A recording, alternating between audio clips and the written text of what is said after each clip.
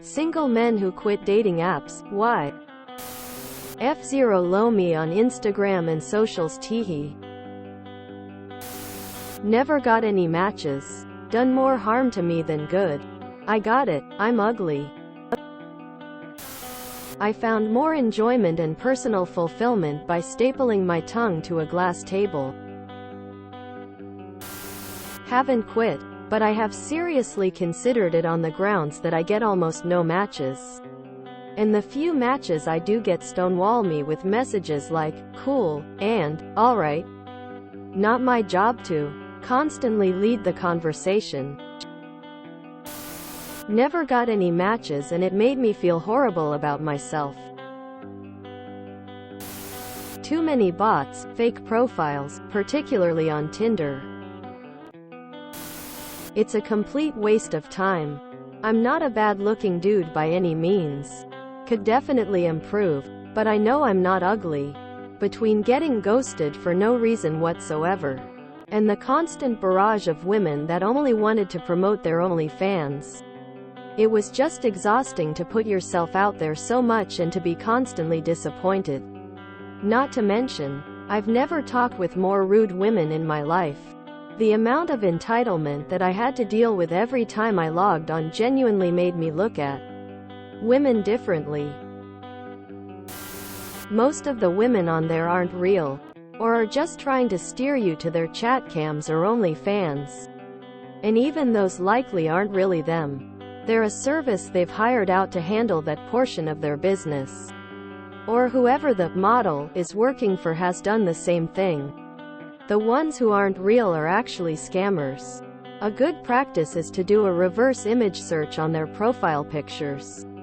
You'll be amazed how many of them come from stock images, unrelated Facebook pics, etc., trying to get as much information out of you or coax you into sending them money because their car broke down and they need every dime they have to fix it and can't afford groceries, or something like that. These scammers made out big during the COVID lockdowns. Of the remaining who aren't doing either of those, they're either generally looking for a specific type and you aren't it, or they're looking for validation and have zero intention of actually dating anyone. The few women who are actually looking to date someone are then swamped by thirsty dudes who immediately send them unsolicited dick pics, pester them for their number or address, and then call them a whore when the women refuse to dox themselves to a total stranger on the internet. So, naturally, they don't stick around too long.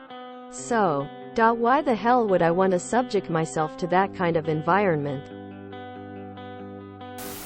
The biggest thing is that although people say that conversations are 50-50, when it comes to online dating you have to carry 95% until the girl bites. Unfortunately, a lot of girls also don't bother putting any time and effort into their dating profiles, especially their bios, because they get enough matches regardless. Combine those two things and now you, as a guy, need to carry an interesting conversation with someone who you know basically nothing about. Historically, I could almost always get a girl to respond by saying funny stuff. But for 90% of my matches, the second I asked about their hobbies or tried to get to know them, they would cease all communication and I would unmatch after several days of silence. It's frustrating and exhausting trying to be the most interesting person in her list of matches, and I hate the way it makes me feel about myself. It is very real that many women use dating apps to validate the attractiveness and do not actually intend on dating anyone they match with.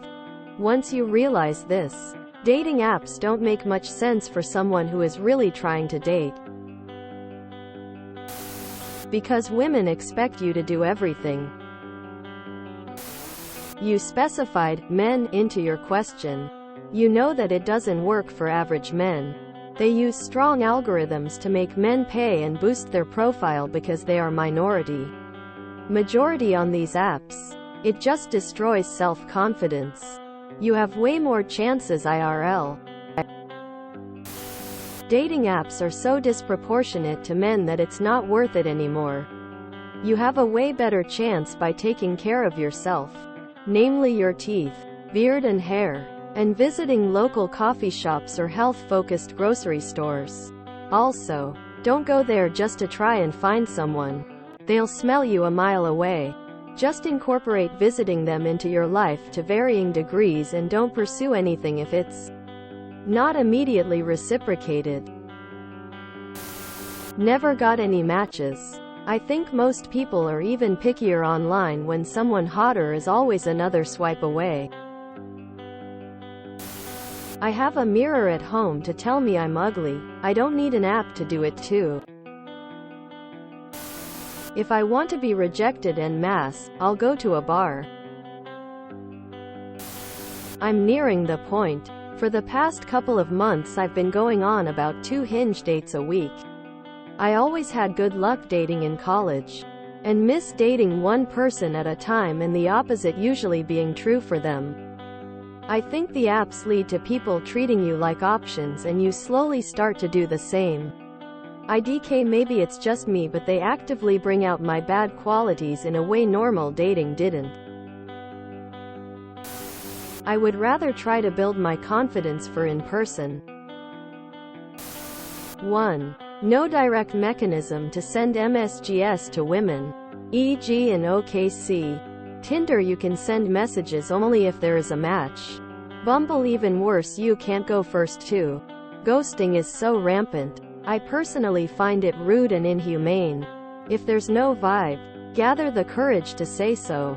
Better to be clear than keep other person guessing. No?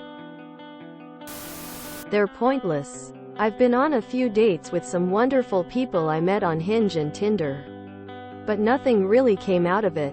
I feel like most people will find someone more worthwhile in a social setting rather than on an app. Dating apps also exemplify the superficiality of humans. As someone tallish, above average in height, I don't appreciate the excessive obsession with height. If you enjoyed this video, please check out our playlists full of similar content. Epic Ericast is like doom scrolling for your ears. Please like, share, and subscribe.